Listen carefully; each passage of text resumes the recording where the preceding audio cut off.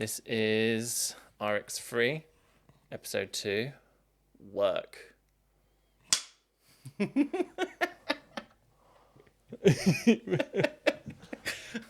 is RX3, episode 2, work. Diva. My job! It's a good job we're talking about work today, isn't it?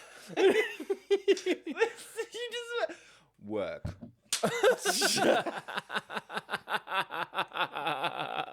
Okay.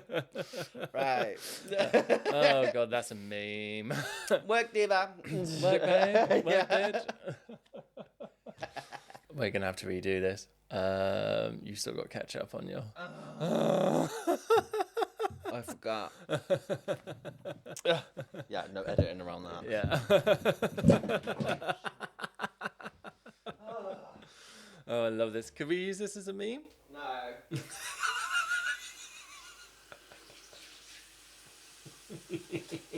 Oh my god. Yeah, it was big. Do I like even aiming for my mouth? Okay.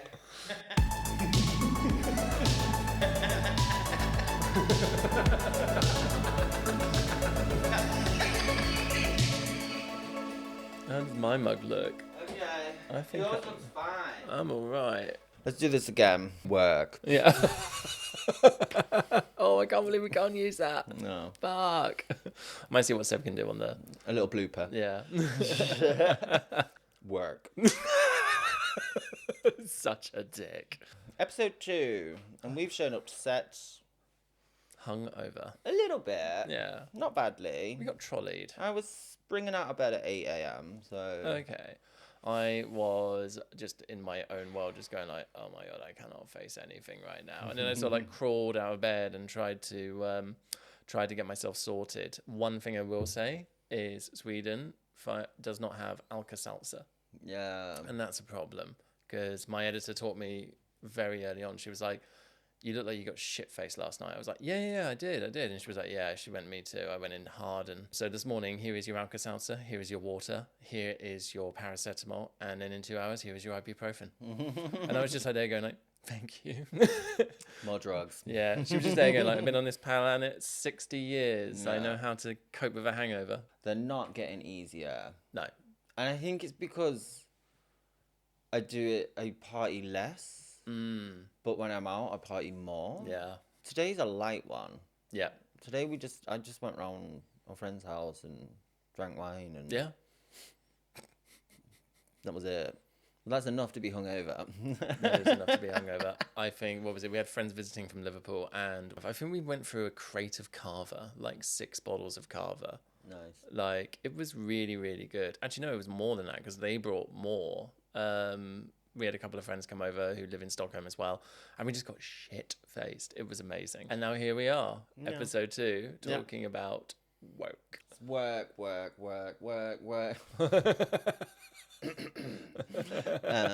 I will now perform for you. Where do you work? What do you do? So I am it's a good job for this. So I work in film and TV. I work in post-production. I'm an editor / assistant editor. I've been doing that since 2012. So now we're into 14 years. Oh. So it's really good. I've had, a career that's spanned loads of different jobs. I've worked on some, what I would deem is really cool stuff. And yeah, then I've also worked on some really shit shows as well. I can just imagine you like as an old Gary. That's what we call you.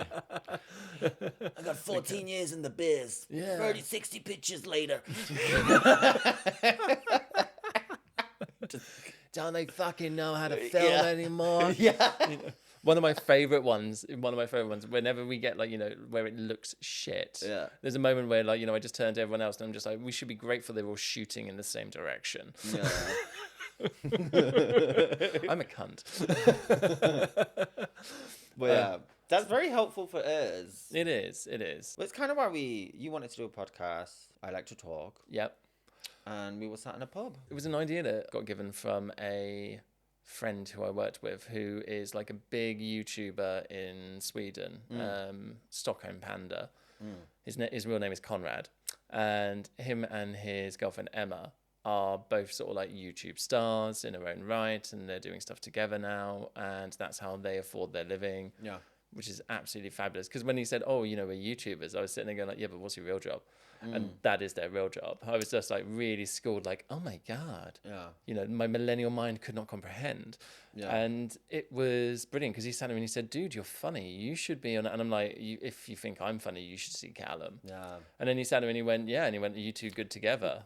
And I was Thank just you. like, "Yeah." You are a darling. I just realised now, it was like the hangover cure that for the heroes is a bacon sandwich. And for a vegan to bring you a bacon sandwich, that, I feel touched. Oh, don't. No, that's fine. That's fine. I will be speaking to HR. Yeah.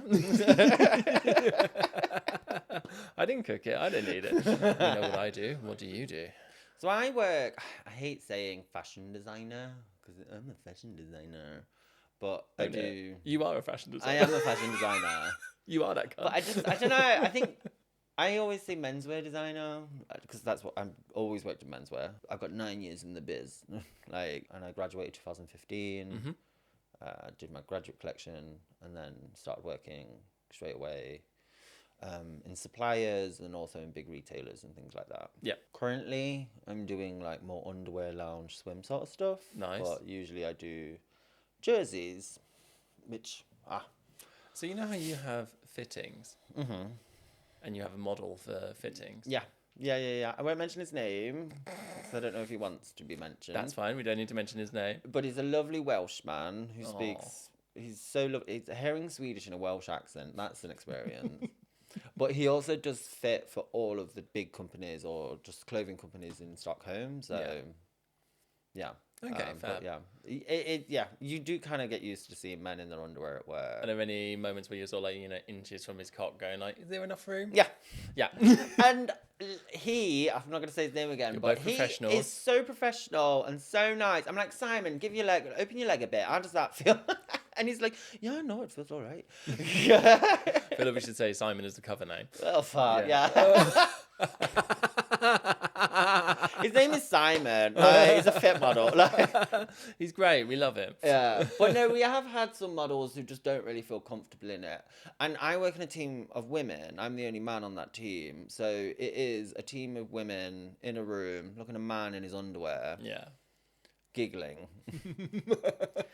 Which for him, I can imagine, like, the other models had a problem with it, but Simon's just like, yeah, whatever. He's just like, this is like normal for me. Yeah. He's just like, this is my life. Yeah. How did you find, because obviously we both work in very creative industries. Yeah. Which are very, very hard to enter. Yeah. And it's sort of, you know, I think we're both proof that, you know, it's not impossible. No. It is possible. Well, when I was looking through these pictures, this is 10 years ago. So it was the year before I was about to graduate. And obviously, I do look really different. But also, like, I think I was skinny because I couldn't afford food. So I don't miss being that broke. No. I think this is just how I should look now. Now I can eat. Yeah. You like being a comfortable artist. Yeah. Yeah. A well-fed. A well-fed artist. But I do miss, like, I rented a room. This is when I was at uni. So I rented a room in Birmingham off this, like, older gay guy named Andrew. And his mom used to live between us and Spain. Her name was Pat. She was like a retired primary school teacher and she was lovely. But Andrew was a hoarder. So Andrew had everything. He had everything. And he had a pattern cutting table. And then I bought an industrial sewing machine off one of my colleagues at this chick at work basically that I used to work on the shop floor. So I bought her sewing machine from when she was studying fashion. And then, like, I just basically kitted out my apartment, my room, like, as a studio with just a single bed in it. And, like, I remember just, like, sewing for fun. Yeah. Like, sewing because I wanted to and just, like, really, really, really naive and not knowing what to do, but then also just doing it. And I, like, really miss that kind of motivation and all that just, like, really, I'm just going to be as creative because I have no idea what to do. And I was, like, looking back and I'm like, I think University Calum would be really happy about now. Because right now I live quite, comfortably. So yeah, I do miss that kind of thing. If I went back to uni though, it would be amazing. It would be like my final collection. My final collection did well. Mm-hmm. This is the thing about fashion school. You have to write dissertations. You have to design ranges. You have to make the clothes, like make it all. You have to pay for all of this whilst working, unless you're rich, whilst working a, I don't know, retail job or a bar job to do all of that. Yeah. Writing the dissertation's hard enough for most of these people because they're all dyslexic. I'm dyslexic, right? You throw in studio time and then a delivery shift at Peacocks. Like, Yeah. Oh God. Yeah. I don't know how I did it. Like, I look back and I'm like, how did I have that much energy? But yeah, it is. I would say fashion is hard to get into, but it isn't impossible. I did my collection at Graduate Fashion Week, and then I went home. I left Birmingham and I went back to my hometown, and I stayed with my mum and dad for a little bit. And like literally my body shut down. It was like, what did you just do? I was just in bed for like a month, like, because it was just like 4 hours sleep, work, do the show, see what happens. And like, mine, like I said, did pretty well. So, but after that, you're then like going to job interviews with this portfolio. And depending on your tutor, you either have a really commercial like body of work or just batshit crazy shit. Yeah. Mine was batshit crazy. I did one range that was based on gay porn. Really? Yeah, like the fetishization of chav, like working class men, and it was just like fetish wear and tracksuit bottoms. I went into a job interview with this, and the guy looked at me like, "What the fuck?" And I was like, "Okay, this needs to go straight out after that." I love that. Though. Yeah. That's cool. Yeah. But then you, as soon as you get that first one, it just builds, I guess. I ended up working in a supplier in Leicester. Okay. That was my first job. That was your first job. Yeah. And that was like rough, right? It is like rough, like supplier, businessman, like who were like punching the screens and stuff. And he just sat there in the corner, like, this faggot. Like, I just want to make t-shirts. I just want to design t-shirts. I love that. It was, for me, university was okay. It wasn't great. University for me was the friends we made along the way. But we made the best of the situation of what we had. I can remember there was a team of us and we were all doing projects together. We had the same thing where it was like dissertation plus we had to do. What did you study? I studied media production. So it was good because it was a broad spectrum of what you could do for your final major project. It was like create a body of work, create something. So for me, that was going to be a drama film. That's what I wanted to do. My friend Marcus wrote the script, directed it. I was the producer and the editor. And then there was a moment where we decided, because we wanted to do two very different projects in the group, and we couldn't decide on it. So we sat there and said, okay, we need to split the group.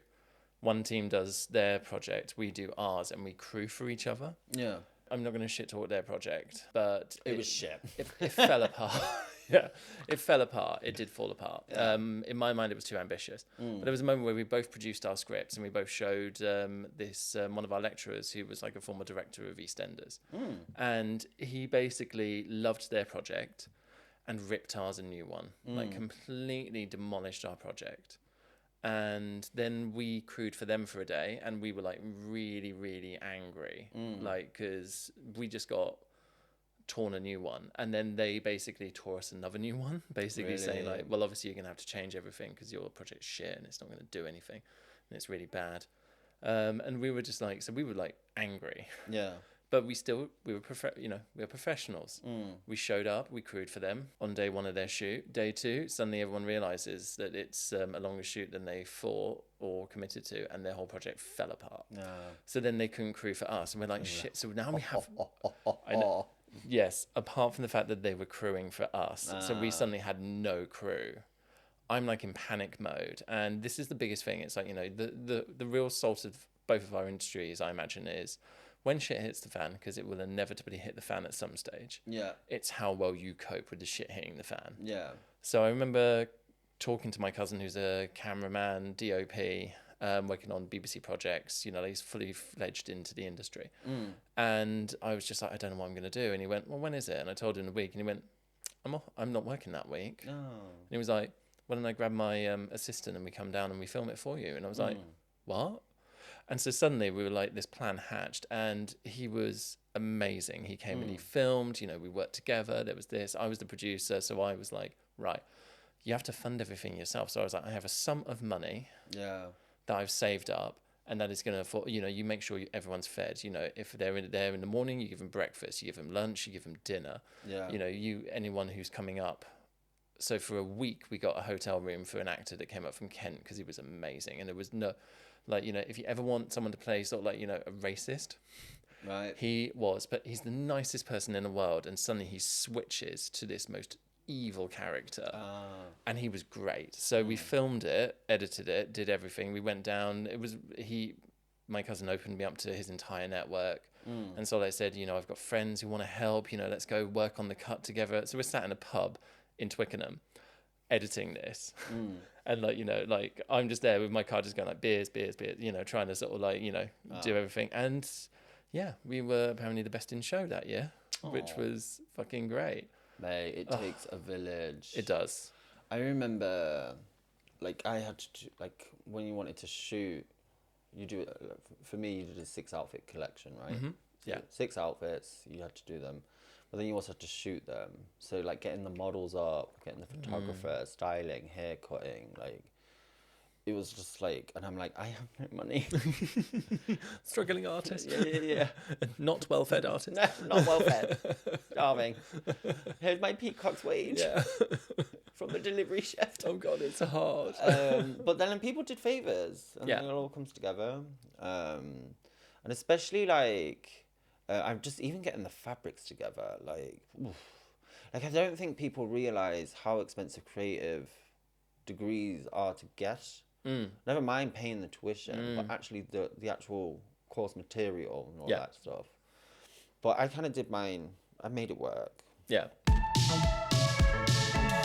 There came this opportunity where I was working in the cafe that's run by one of my mum's friends, Nana, now my friend, love her to bits, and she hired a trainee just for work experience. The work experience you have to do at school. So this 14-year-old girl comes along and she's from the local village and she's sort of working, and she went, have you always wanted to be a chef? And I went, no, this isn't my industry of choice. I actually studied media production. I want to work in film and TV, in editing. And she went, okay, cool. My brother cuts trailers for films.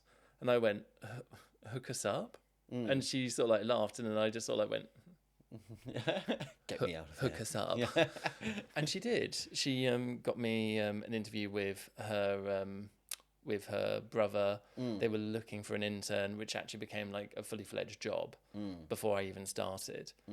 Went down to London, and this was for a company called Ignition Creative. Right. And I was looking, and it's talking about LA, and it's got films like The Hunger Games. And I'm just like, this can't be the same place. It can't. And I walked into the office and I was like, holy shit, it is the same place. This is their UK arm. And so that was my first gig in London. And I did that job for 4 or 5 months until I got made redundant. But it was incredible. It was a really good introduction. And that was the first time when I got the job at Ignition, it was the first time I felt comfortable enough in myself. Not necessarily the people around me, but in myself. Because at the cafe, they wouldn't have given a shit. They would have been really, pride, happy, proud, I just wasn't comfortable enough to come out. And it was as soon as I got down to London and someone said, have you got a girlfriend? And I went, well, no, I'm actually gay. That was the first time I had the guts to come out. My next job after that was working at Boundless Productions, which is now Naked West. It's part of the Fremantle universe. Right. And I worked on 4 Rooms and Escape to the Country. Hey. Yeah. There was an entire 2 series of Escape to the Country where I built every single map. You can show me the outline of any county in the UK and I'll tell you which one it is. It's now that stage. Yeah.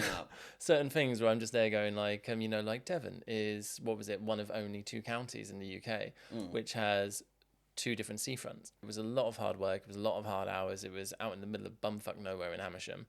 And it was brilliant. When you're working with good people, that's all that makes it really nice. Yeah. How do you do at interviews? Do you have to interview? Yeah, it's not the same as your industry where there's a project involved and there's, usually you sort of show a bit of a body of work or working knowledge or something like that. Yeah. back then, the interview process was very much sort of like, I arrived, talked a bit about myself, said how excited I was, and they were like, we just need someone to start. Could you start? I remember when I started out, and I used to, because interviews are weird. Like, they are just weird in general. Yeah. You got to, like, psych yourself up enough to go into the room and be like, yeah, I'm going to get this. I'm amazing. This is why I'm amazing. Like, and then, I start, after you start interviewing people, I get to a certain point in your career where you're the interviewer. Yeah. And then it makes interviewing so much easier, because a lot of the time it's absolutely nothing to do with you at all. Yeah. It's like, I've got all this behind me, like, as the interviewer, I've got a room full of people and they're all like different shades of colours, right? I've got purples, I've got reds. I need a blue. So if a purple and a red come in, I'm like, no matter what you say, it won't work. Like, you could be the most amazing designer in the world, but because of my team or the team behind me, I need this. So, and then as soon as I realized that, I'm like, I can walk into an interview now. This is what I've done. This is what I do. This is how I am. Yeah. But for my job, you do have to do projects for the interview. So you literally, it's like a full-time job getting another job. Yeah. For free, which I don't think is the best. For free, back in the day, like before like COVID and stuff, where the work from home thing was like not a thing. You would have to take time off work. You would have to work for the weekend. Like, I had to take time off work to do the projects for the job, go to the interview, and it just was the worst interview of my life. Really? Like, literally, one of them, I was like, I'm just gonna leave. Like, this doesn't feel good. This is the story. Okay. Yeah. Like, I spent 3 days on this project. It was like, I was really proud of this. I walked in there like, yeah, I've got this. Like, this is in the bag.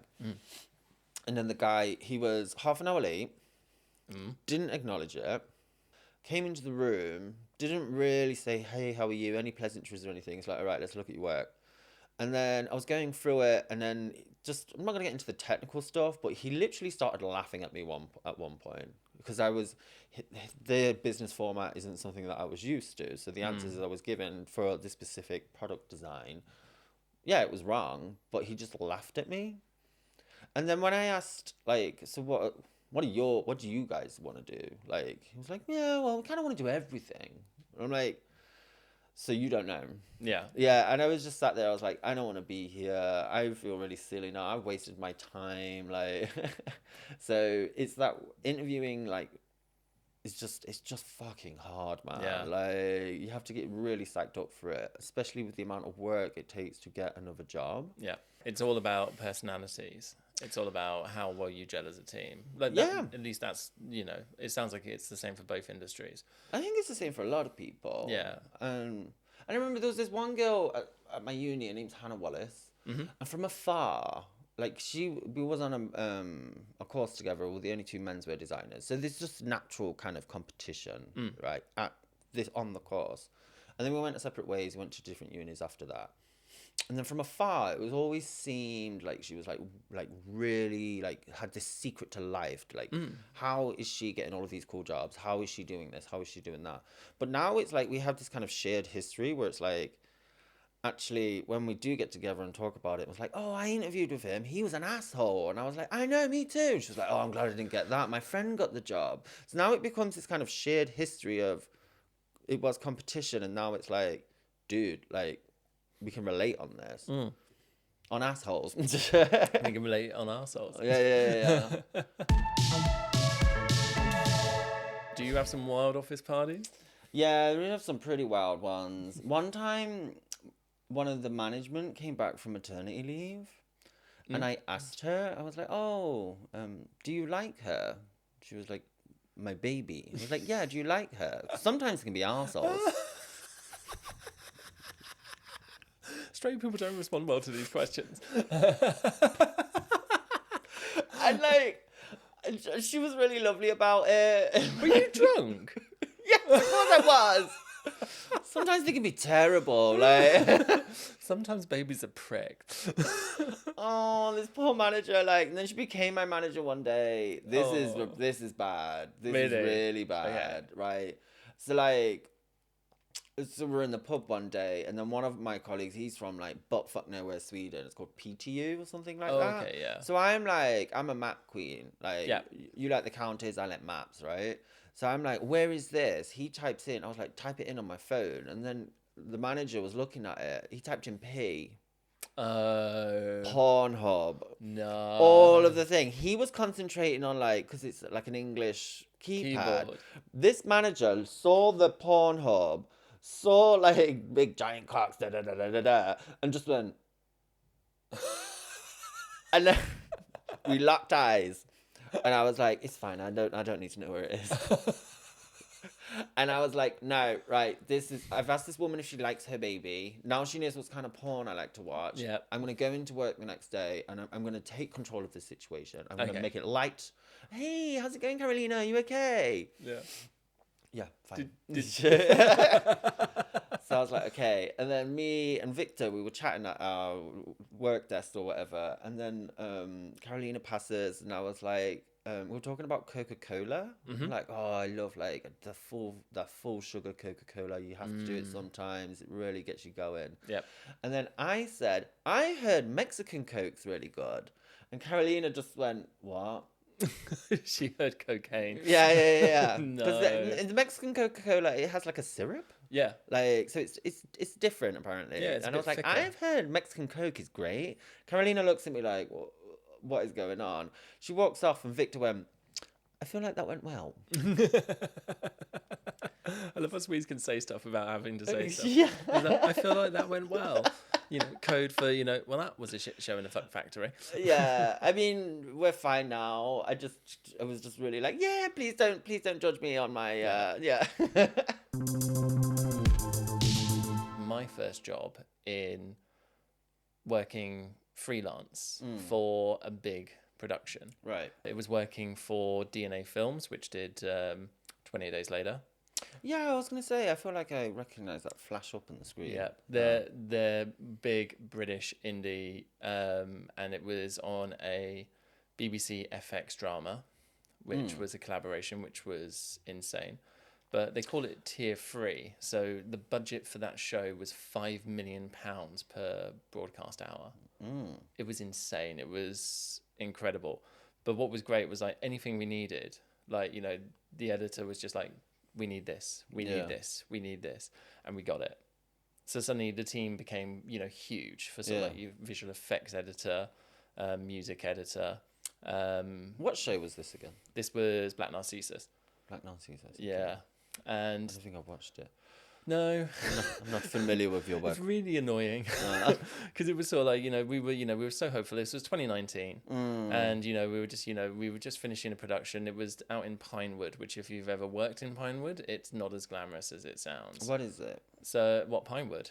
Pinewood's like the UK's Hollywood. The big film studios on the outside of London. Okay.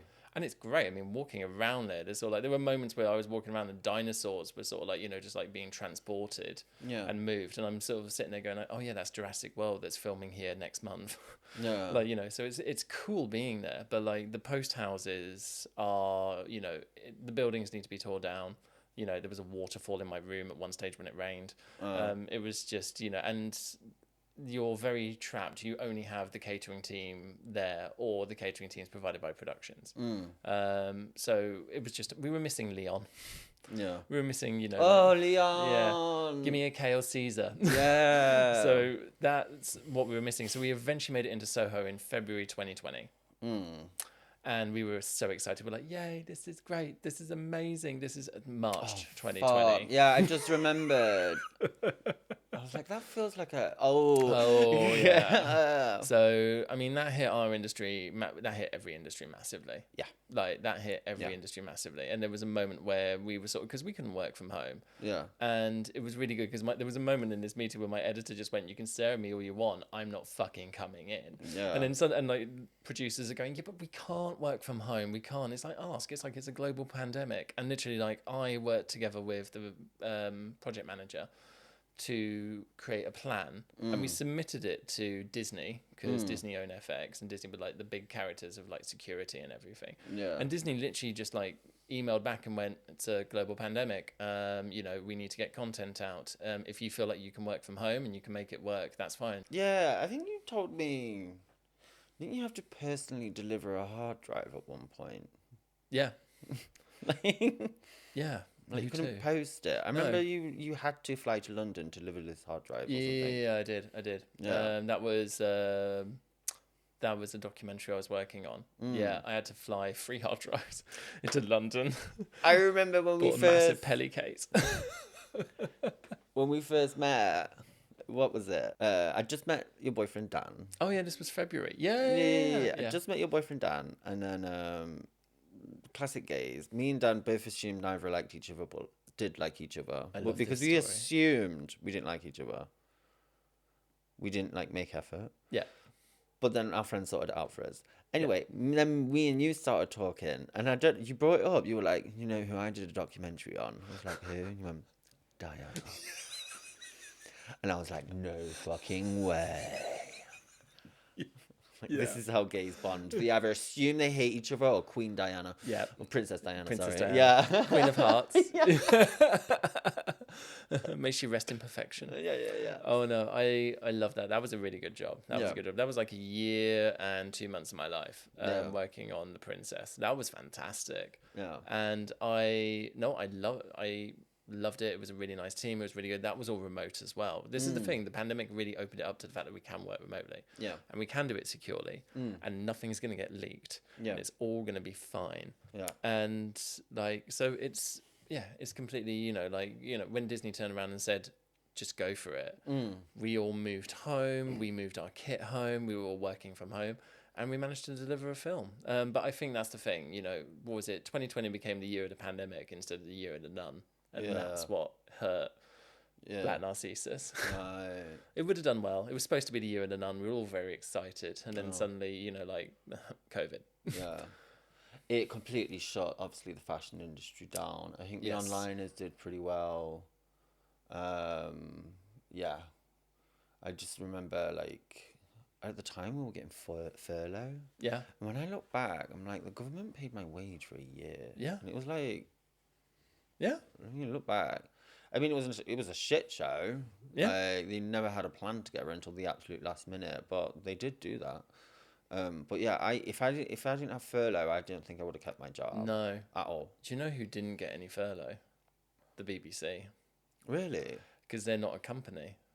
Oh yeah. They were a corporation ordained by Royal Charter, which meant they fell outside of the scope. I think they eventually did get, but there was a moment where like a lot of my friends were sitting there saying like, what do we do?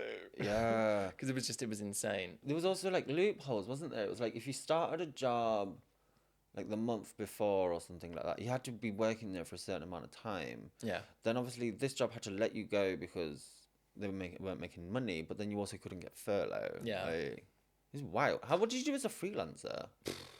It's how did I do? Mm. I sort of like luckily we were working on Black Narcissus, and Jinx very early on sort of like said we need to work from home, and we were trying to get loads of different things done to try and sort of like work remotely, logging into the machines and stuff like that, and in the end we couldn't get any of that equipment. Yeah. We had to move to hard drives. And it was hilarious because it was a moment where literally like we were trying to get hard drives, and I was talking to like I think it was Salon, one of the big places in London, and they literally went, "Okay, I have enough hard drives. I don't have enough hard drives for you." It's like hard drives are going right. I've got a shipment in. And there was a moment where it was like, "I need 24 terabytes," and he was like, "I can give you 3 8 terabytes, and you daisy chain them together." And I went, and he went, "That is the only way you're going to make it work. Hard drives are now in say yes now, otherwise they disappear." And I went, yes. And we, Chunks of gold. Honestly, it was insane. It was like toilet roll. Yeah. It my literally hard drive. was. Yeah.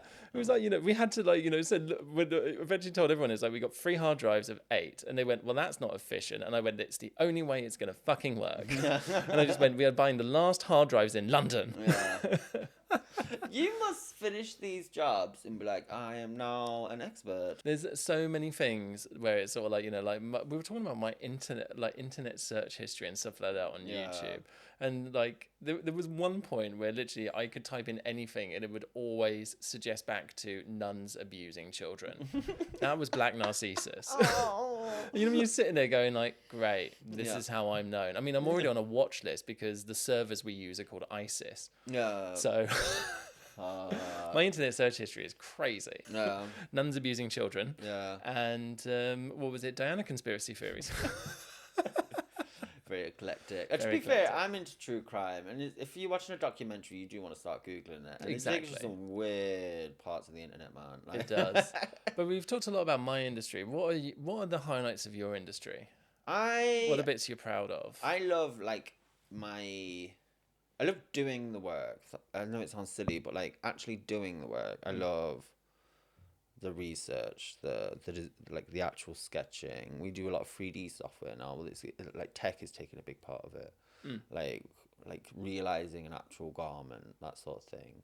I love that part. I can spend all day on that. That's when I'm in my flow, my like work state. But obviously, you just need to acknowledge the fact that sustainability is an issue. Yeah. So I do feel guilt all the time. But yeah, but actually, my favorite part about the job is actually designing, which sounds really silly, but there is a lot that can be like, oh, but yeah. There's a lot of additional shit that goes along with the design work. Yeah, and it's mainly people. Yeah. Like the people, especially like I work in Stockholm now, and people are a little bit more chill. But like I don't know about you, but the thing about London is it is full of characters. And like the fashion industry, it's like my old boss was essentially she's either you can see her as a drag queen or just a cartoon character. It's like it's not. She had these giant glasses. She was so loud. She had really long blonde hair, and like she just like I loved her. And then there was one woman. I won't say the company, but her name was Miranda, and the devil does not wear Prada. She wears Chanel, and she's from Essex. Like.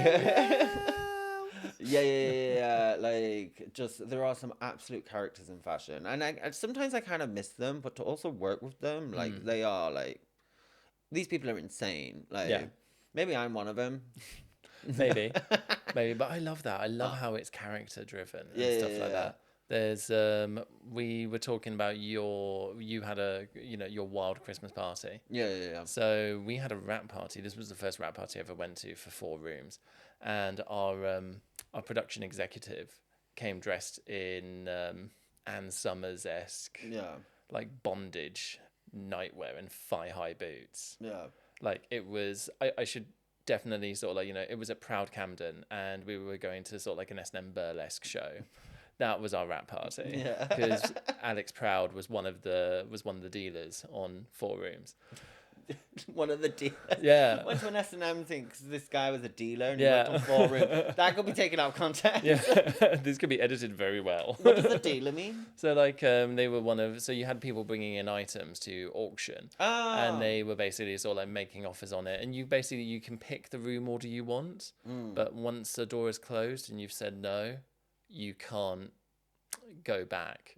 So if you get a shitter deal next, then it doesn't work. So we were at this wrap party, and the production manager was like, oh, I don't know what we're going to, like what sort of show should we go do? And then Sam, the runner at the time, just went as raunchy as possible. He went, go for the most like sordid show. So we had this really sordid show. My friend Sean got like force fed his dinner by one of the acts, just going like, open your mouth, and she's like shoving potato in his gob.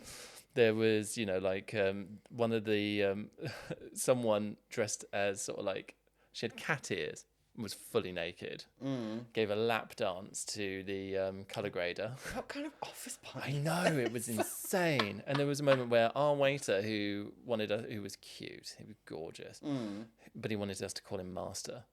Oh. And he was wearing reins and leather and like leather speedos. Okay. It was great. And there was a moment where he's getting like walked around by someone on a leash. Going across all the tables, he's eating a bit of food off the floor. Like, you know, it was like really sort of, then suddenly he sits opposite me and then all the spotlights just go on me and I'm like, shit. What program is this? No, this is the rap party. Yeah, but what was it? 4 Rooms. 4 Rooms. It's like a daytime TV show. I was like, it sounds like a social, like at 9 p.m. watch. Oh my God, it was great. So he sat across from me, and at this point, no one in the office knew I was gay apart from my team. And bless you. I know, they all knew. But like the chain goes around my neck, and she like locks it, and she just goes, "Kiss him," and he starts reeling me in. No. And I just like grabbed it, unhooked it, and it sort of fell to the floor. And he's looking at me as if to say like, "You're a bad sport." No. Grabbed him by the collar, pulled him across the table, and snogged him for like a full 20 seconds. Just fucked him on the table. And that was the first time I was spat on. Yeah, that was the first time I was spat on. But it was great because like literally like, you know, I suddenly walked out, you know, I went into the smoking area and like there was like 12 of the girls all wearing big coats because they're naked underneath there. Yeah. And suddenly one of them went, "Oh my God, we hear you just came out to your entire office in the act." And I just went, "I guess I did." Yeah. And they went, "Yay," like all ran, gave me a hug. All my straight friends are looking at me going like, "I can't fucking believe this." Because they were all stunning. That's a big way to come out. That is a big way to come out. It's never been as, you know, as impressive as that. Yeah.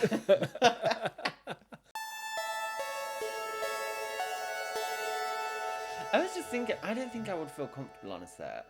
It seems very, very active. It's like, very active. And I think I would just freak out a little bit. Yeah, it is easy to do that. And there's all like, there's a million and one things going on. Everyone's, you know, so no one's shouting at each other, but everyone's like shouting commands and stuff like that. There's the actors, there's like, you know, we had a horse on set. And I was just like there going like, "Oh God, that's quite, you know, I don't want to get behind it." But it was fine. It was, you know, it was really nice. Everyone was really lovely. It was cold. It was, you know, we were in the middle of Bovingdon, in this field where we built a palace, which is supposed to be in the middle of the Himalayas. So everyone's freezing. And it was great to see. It was great to see sort of like everything coming together. Like there was these huge pylons that were sort of like, you know, like with big spouts on it. There's a moment where someone says, you know, "Start the rain," and suddenly this torrential downpour just goes, and like there's thunder effect, there's like lighting effects and stuff like that, and you're like, Jesus, this is insane. And you know, and then suddenly you got this cameraman who's now got his like wetsuit on, he's got like, you know, all this on, he's protecting the camera and he's holding this huge camera, and there's like a team running behind him, they're all in it, and they're like running through this trying to get all the different shots of this rain pouring down, and you're just like, "Man, this is insane, this is amazing." And the biggest thing with this industry, so with my editor, like I was telling her about this jib shot, I said it was amazing, you know, the director was so happy, we did so much work to get this in, you know, like because she was talking about cutting it out, and halfway through me trying to save it, she went 1 sec and she hit this button and I watched as it just disappeared out of the sequence. And I just went, and she went, "It doesn't fit with my narrative, it doesn't fit with the edit, I don't care how much time it took, I don't care how painful it was, if it doesn't work, it's out." And she went, "Kill your babies."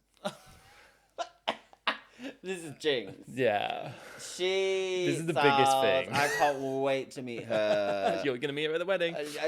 Character. Yeah. The industry is full of characters. Yeah. She's rock and roll. Yeah. I love her to bits. Yeah. It was just from that moment on, I was like... So she definitely sees 30 years in the biz, 60 pictures later.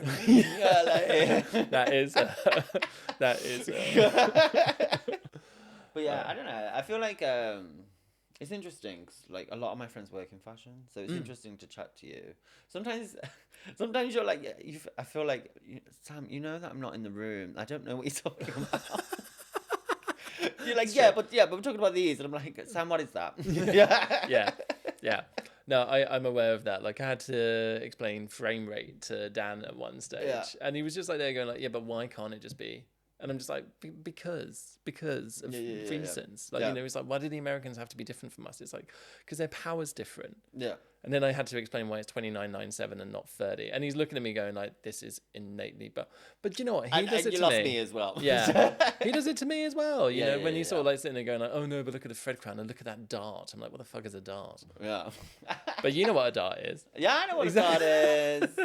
I know. Do you have any final thoughts? Like any advice you have for anyone getting into the industry? Like, I think a lot of it is about social media presence when it comes to like getting into the industry. And I don't think that's a good thing. It's a good and a bad thing. I don't know.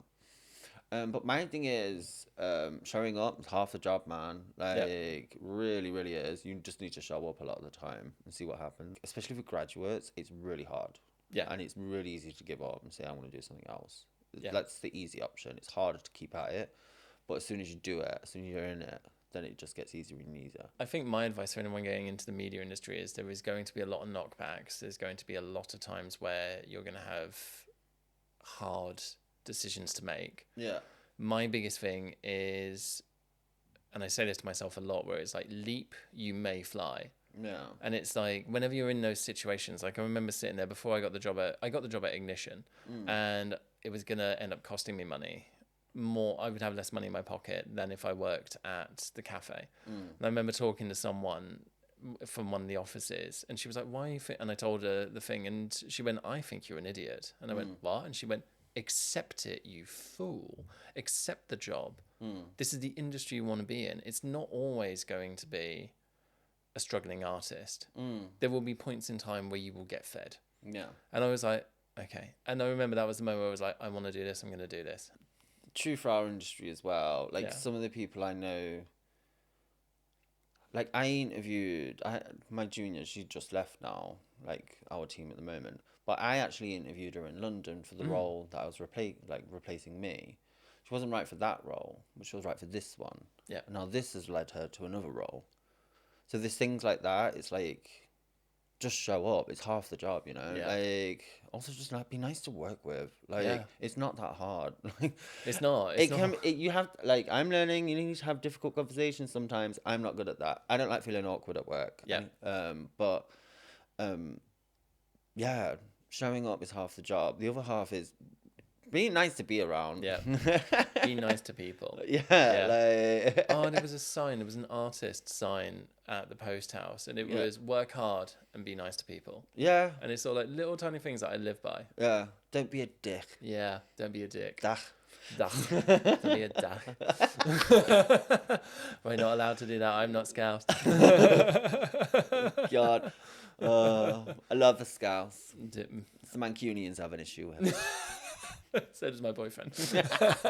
But he is a Scouser. I've picked my side. Yeah.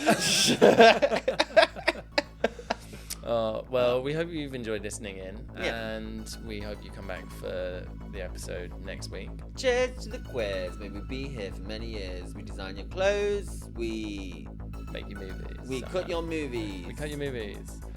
And we also cut your hair.